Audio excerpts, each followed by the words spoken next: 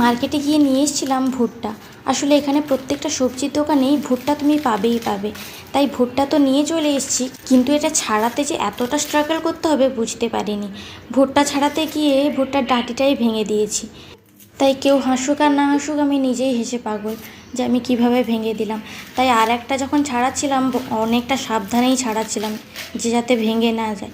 আর দেখো আমি সাকসেসফুলও হয়েছি, এটা ঠিকই আছে। একটা তো ভেঙে দিয়েছি কিন্তু একটা ঠিক রেখেছি। ভুট্টা আমরা কিন্তু সকলেই খেতে ভালোবাসি। তোমাদের কার কার ভুট্টা খেতে ভালো লাগে বলো? আমার তো ভালোই লাগে। আর দেখো, ভুট্টা তো আমি বানিয়েছিলাম, মানে মানে পুড়িয়েছিলাম, সরি। দোকানে যখন আমরা এই ভুট্টা খেতে যাই তখন দোকানদারকে বলতে হয় ভালো করে লেবুটা লাগিয়ে দাও, কারণ দোকানদারের লেবু তো দিতেই চায় না। কিন্তু এখানে আমি বাড়িতে বানাচ্ছি, তাই দোকানদার লেবুর রস দিক আর না দিক, আমি তো ভুট্টাতে একদম ভালো করে লেবুর রস মাখিয়ে নিয়েছি। আর তারপরে ভুট্টা, আর সাথে ছিল গরম গরম চা।